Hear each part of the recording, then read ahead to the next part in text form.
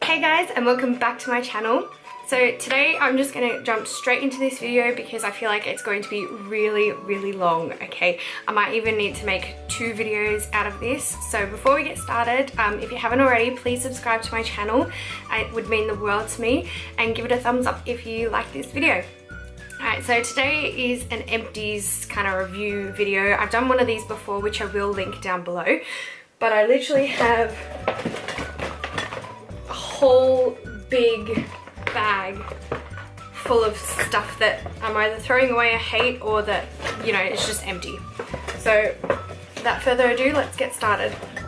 So I'm starting off today with a face powder. So this is the Nars pressed powder, and I bought a new one recently. You can see how much I absolutely loved this product. It is torn, it is, you know, covered with makeup stains, and this is the brand new one that I've only just opened yesterday. Absolutely love this powder. It does give a little bit of coverage, but it's just so soft and doesn't dry me out at all. The next thing that I have to talk about is also a face powder. So this is a comparison between the two. So it's a Stay Matte pressed powder. So this is the brand new one and this is the old one. There was the tiniest little bit left in the bottom of the pan, and now it's just dead. I used that one to set underneath my eyes and my eyelids before I put eyeshadow on. Next is the Urban Decay setting spray. So this is the brand new one that's still in the box, and this is the empty one. So I love this setting spray, but the thing is I spray it like 20 times over my face because I'm like, I do not want my face to move all night, especially if I'm going out. Usually during the day my makeup lasts pretty good, but if I'm going out or a special occasion or whatever, I'll definitely reach for this one. Next, I have 2 hair products. So one is a leave-in moisturiser and one is a scalp activator. So I'll talk about the moisturiser first. So this is the product. So it is CPR Vita 5 in the Fortify range. So this smells like coconut. It smells like you've been on a holiday and you've just come back from the Bahamas and you're nice and fresh.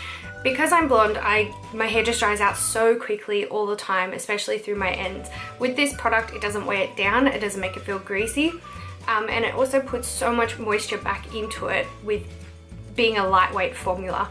So I would use this probably once or twice a week, once after I've washed my hair, and then sort of in the middle of the week when my hair starts to feel a bit dry, I'll pop this in before I go to bed. You can use it wet or dry, but you know, I never put it in just before I'm gonna leave the house because I like my hair to be dry for styling. But if it's in there the night before, then it's in there. The next product that I have is Activance. So I want my hair to grow longer and stronger and thicker, and this is the product that's going to do it. So as you can see, my regrowth is terrible at the moment. It's not meant to be that bad, but I am growing my hair out to be like a balayage, so I'm going to have a dark through the top and then light through the bottom.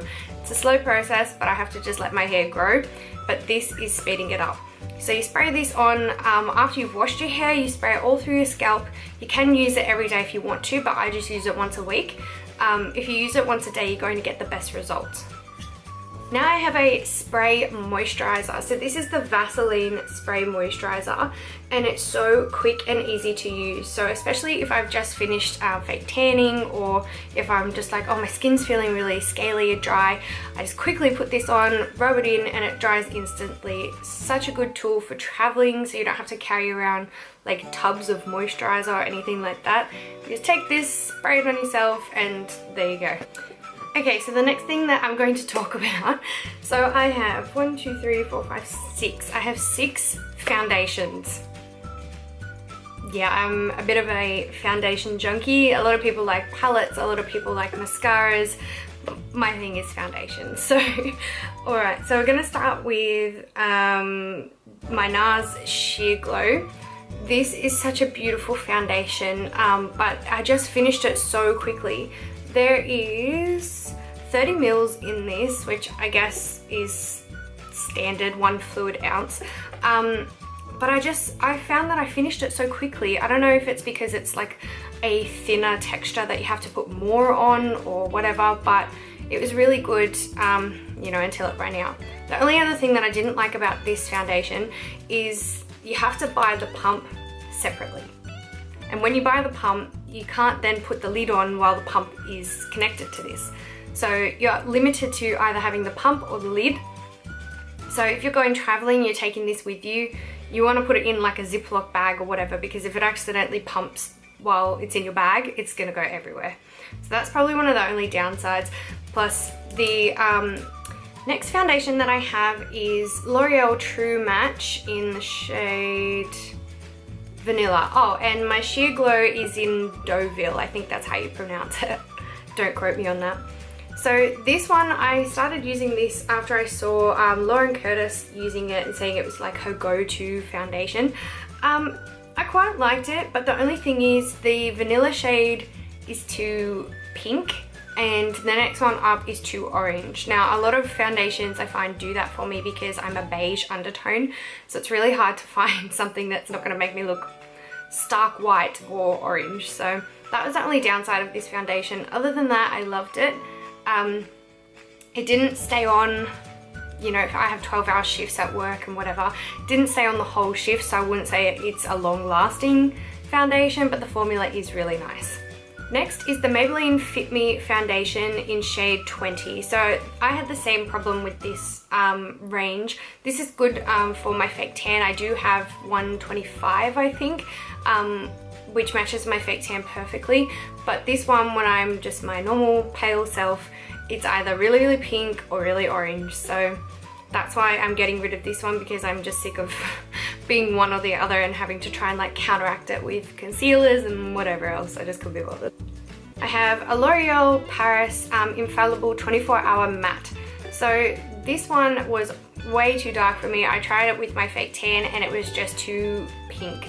It's rose beige, which is number 13. The formula is really quite nice, especially if you put a dewy sort of primer underneath, maybe like the Too Faced one or something that's a little bit softer rather than a mattifying primer. If you put a mattifying primer underneath this, you're going to go cakey and it's going to crust off and be gross on your face, so we don't want that. The next two foundations I'm actually just getting rid of because I bought them ages ago and I haven't used them in like a year. So this one is the Revlon Photo Ready Airbrush Effect. So as you can see, all the foundation has like sunk down to the bottom because that's how long it's been since I've used this. It was really, really orange. I tried it a few times. I really gave it a go. I mixed different concealers and stuff with it, but I just don't really like the consistency. And every time I think, oh yeah, I'll wear it, I'll put it back on and I'll go, oh, that's why I haven't touched that in like 6 months. Okay, the next foundation that I have is the CoverGirl Outlast Stay Fabulous foundation in Classic Ivory. So this one is another case of it was way too pink for my face. Even with concealers and bronzers and stuff, I couldn't seem to get this one to work for me. So it's going in the bin. Next, we have the Too Faced Hangover Primer. I absolutely love this primer. I'm yet to repurchase it again. When I went to Mecca, they were sold out, so I have to wait until next time I go. So this primer is a water-based primer, so it is perfect for any water-based foundation, and that is really important because if you put a water-based primer and a oil-based foundation, water and oil are not going to stick to each other. Your makeup's going to come off no matter how many layers of setting spray that you put on your face. So I would recommend that if you are going to use this primer, get a water-based foundation because it will make it stick 10 times better. Next, we have my Nars Creamy Concealer. Oh my goodness. This one is in the shade Light 2 Vanilla. This is such a beautiful concealer. It is stunning. So actually using the applicator for a while just to put my MAC concealer on, just because I find the doe foot is really, really soft. It doesn't pull or tug at my under eyes, and it's so nice. It's like the perfect color. It goes with everything, whether I'm wearing a fake tan or if I'm just pasty. I'm yet to buy another one of these because I have a few other concealers that I actually want to try and use up first, so it's all about saving money.